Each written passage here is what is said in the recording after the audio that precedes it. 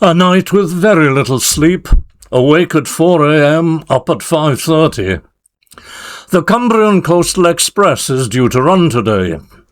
It can't follow its original itinerary of London to Carlisle, with steam from Carnforth, and then the long, slow but spectacular run round the coast of Cumbria because of the closure of Corkicle Tunnel.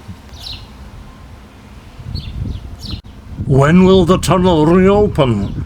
Your guess is as good as mine, but every time I hear something from informed sources, the prognosis gets worse. Hard to believe that once upon a time the land beyond the station platform here held multiple tracked yards and 2 junctions to industrial sites. For those who criticise the state of the tracks through Carlisle's Citadel, this is the main line towards Barrow-in-Furness and on to Lancaster. No times were published for the Coastal Express until the previous evening, and I had doubted that it would actually run. However, here I am, en route to Ravenglass, but unable to get there before 1:15 in the afternoon. The next station stop is 3. Tangmere is due to arrive in Ravenglass well before my train, and should have been moved to Sellafield for storage, watering and servicing. I'll keep a keen lookout for her as we pass.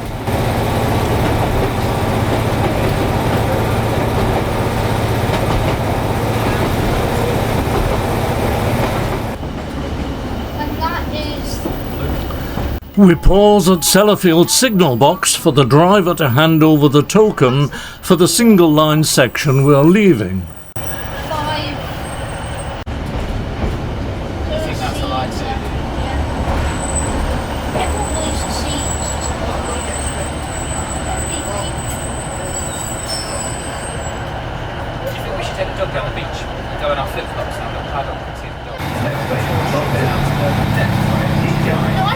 But Tangmere is nowhere to be seen.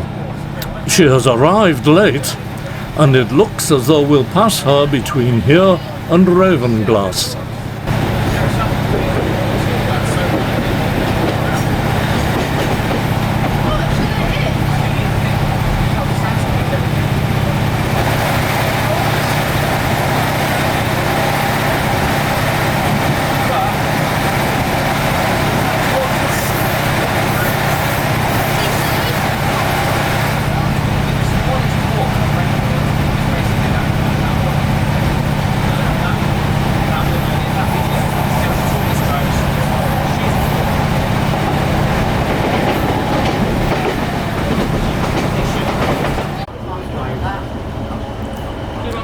We leave Sellafield, call it the little seaside resort of Seascale, and have moved on to the isolated little station and signal box at Drigg, filming all the while, but no sign of Tangmere.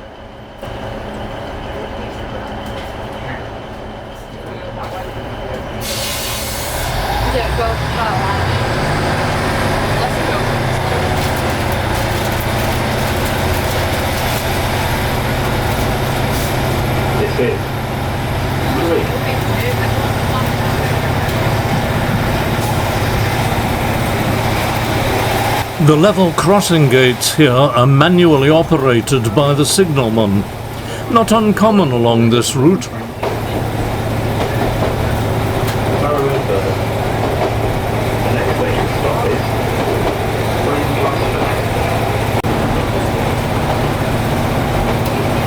We're getting very close to Ravenglass when...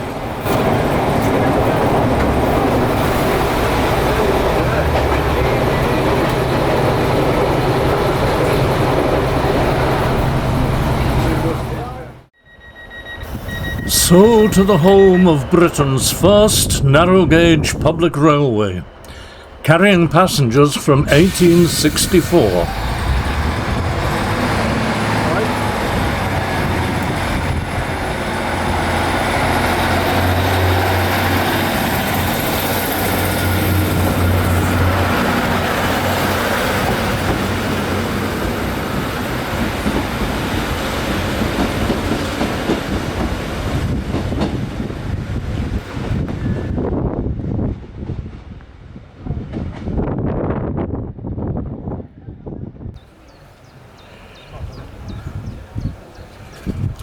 As my regular viewers know, I'm a member here and would dearly love to enjoy a ride up the valley.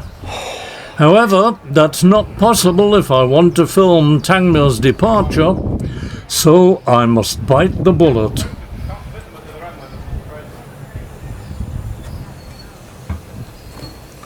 To add salt to the wound, the train is to be hauled by Will & Beck, my favourite, whose boiler certificate runs out in September, so this might have been my last chance to ride behind her. Oh, Tangmere, are you worth it?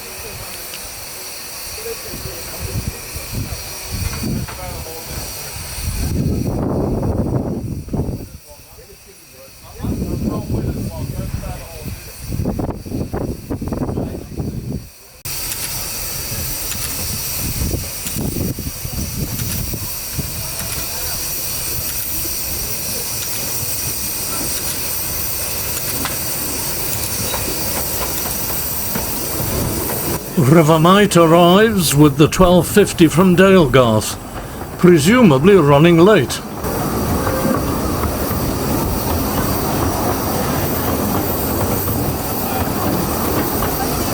The driver and guard each passes his log to the controller, who will store them along with his own log.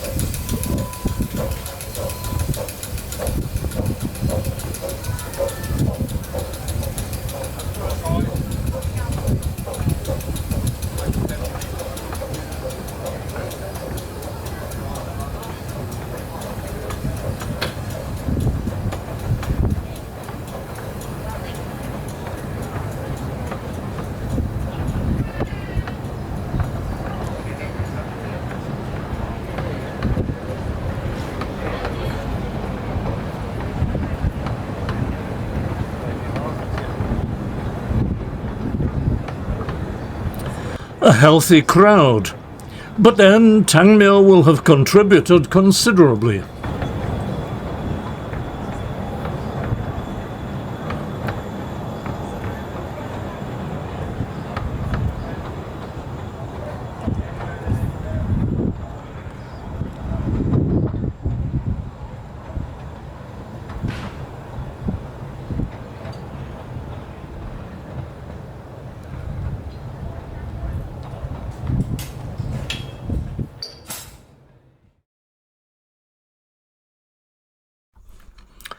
As I look out over Ravenglass and the River Esk, I cannot forget that it was distinctly cool and decidedly wet when I left home this morning. It has become yet another scorcher here, a glorious day, although there is, as I'm sure you've noticed, a very real stiff breeze. I did visit the preserved signal box, whose balcony might offer a viewpoint if the wind is too strong for the drone. Pass the train on to the next signal box, and the way it's done is with bell curve. Alternatively, the northbound platform might be an option.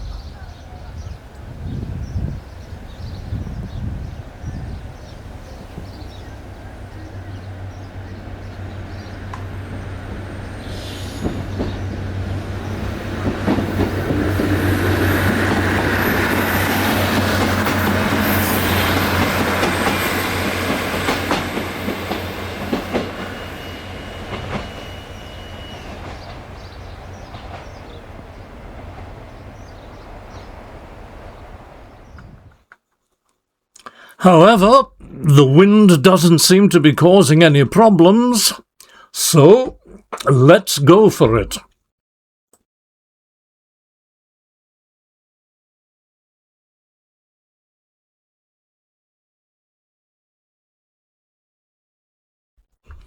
Ratty's station sits alongside Northern's establishment, the latter being unstaffed nowadays, whereas Ratty's is always well staffed and offers good catering and other facilities when operating.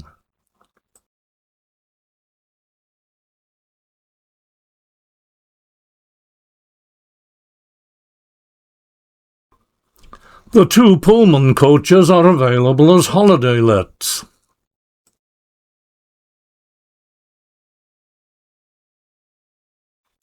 Lady Wakefield and Cyril, the 2 diesel locos,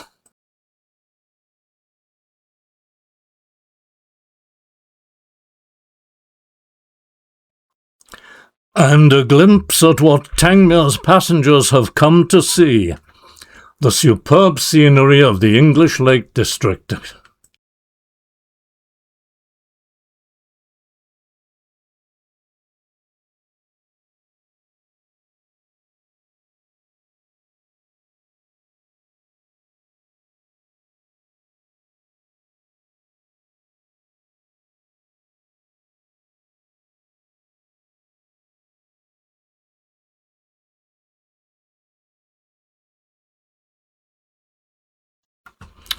To the right of the River Esk is the Eskmeals military firing range, definitely a no-go area for walkers.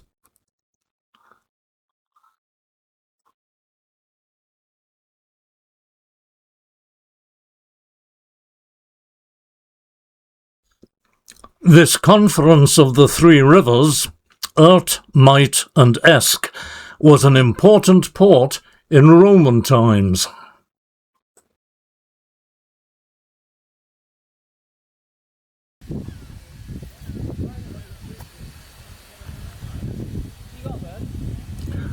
Based in the car park outside the station, it was difficult to know just what was happening with Tangmere. The upshot was that I missed her arrival back into Ravenglass. The footbridge in the picture, dating from 1849, was found to be in an unsafe condition in October 2024. Closed to the public, it was eventually removed, repaired and repainted before reopening in May 2025. During these 7 months, crossing from one platform to the other, or getting from the Ratty station to the northern platforms, involved a long trek down to the road into the village and then a climb up the other side.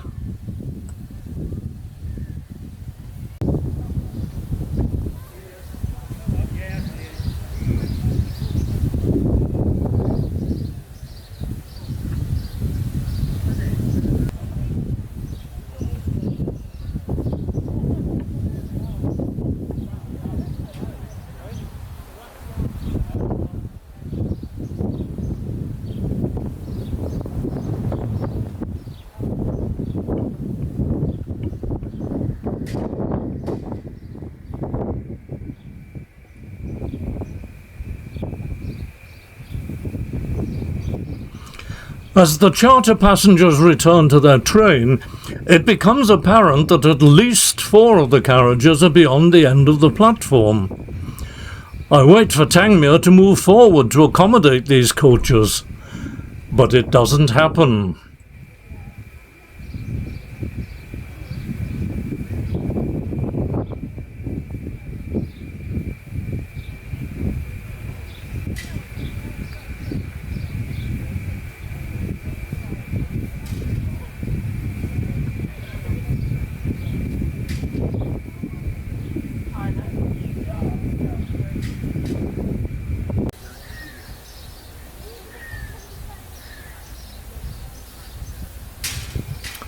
As 34067 sits simmering gently on the platform, we catch a glimpse of Ratty's turntable, one at each end of the line. A facility that Tangmere could have done with today. I only discovered the following day that she had run tender first from Carnforth to Sellafield. I had wondered how they were going to turn her.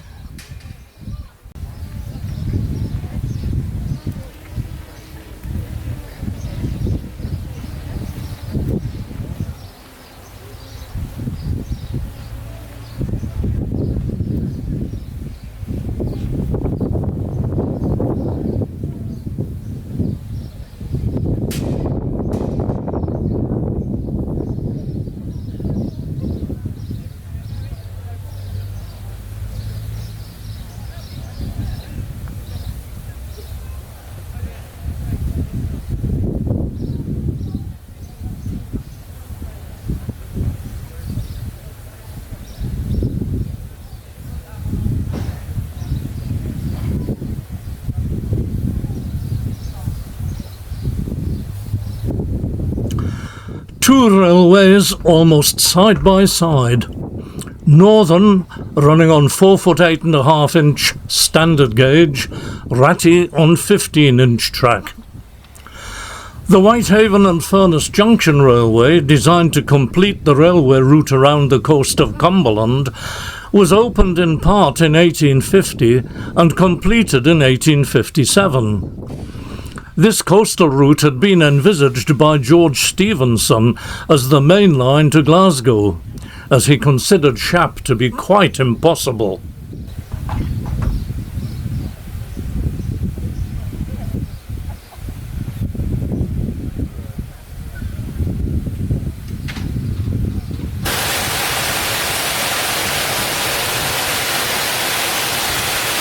Tangmere's obviously ready to go, with her boiler pressure at the maximum permitted, which I believe to be 280 pounds per square inch. After the recent extreme weather, will she be allowed to work flat out, especially given her recent history here on the Cumbrian coast?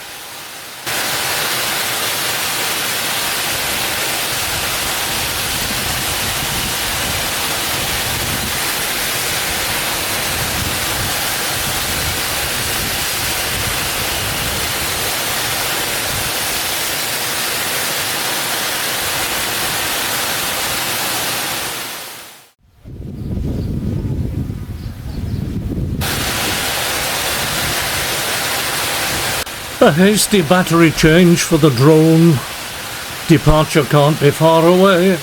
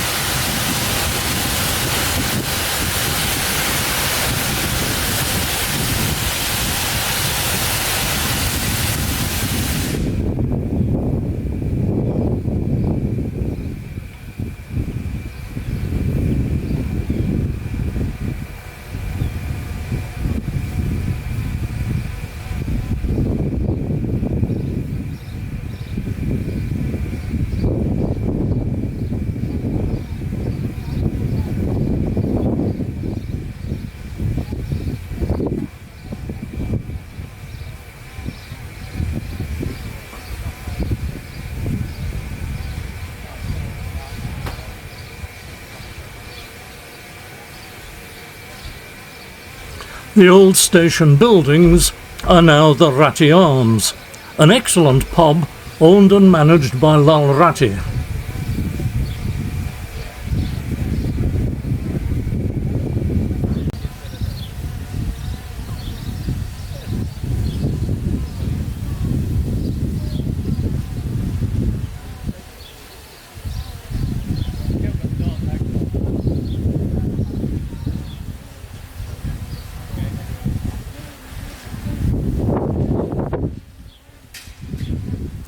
Willenbeck sits waiting to salute Tangmere as she departs, an old ratty custom.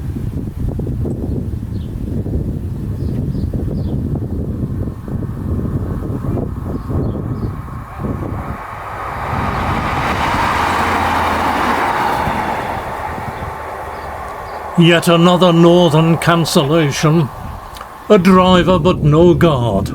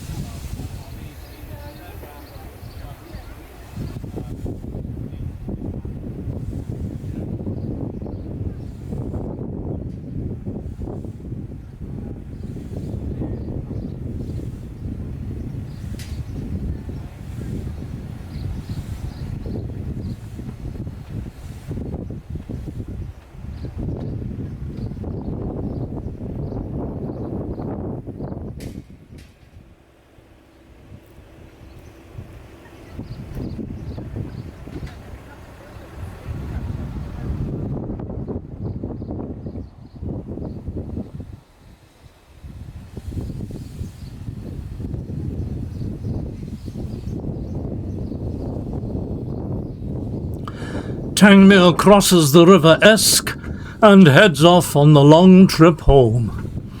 Let's hope she makes it without any problems.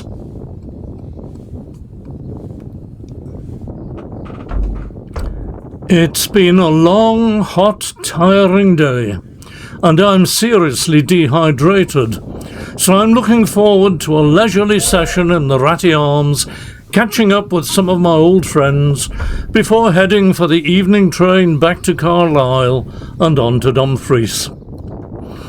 Imagine my dismay at finding that the place is closed for the entire weekend for family reasons. There's nothing for it but the next train to Carlisle and a visit to the Scott and Brassey, where I'll surely meet one or two of the regulars. But no such luck. A solitary pint and an earlier than expected train back across the border. Oh well, can't win 'em all.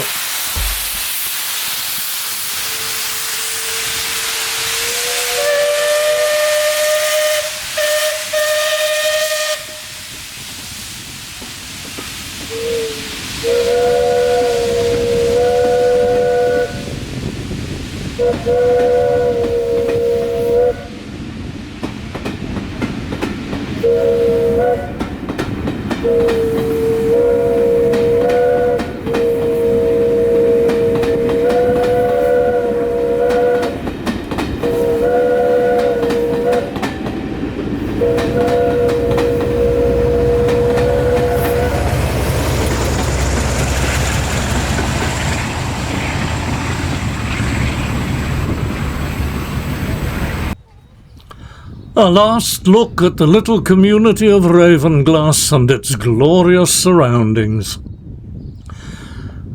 Thank you for joining me, and here's to the next time.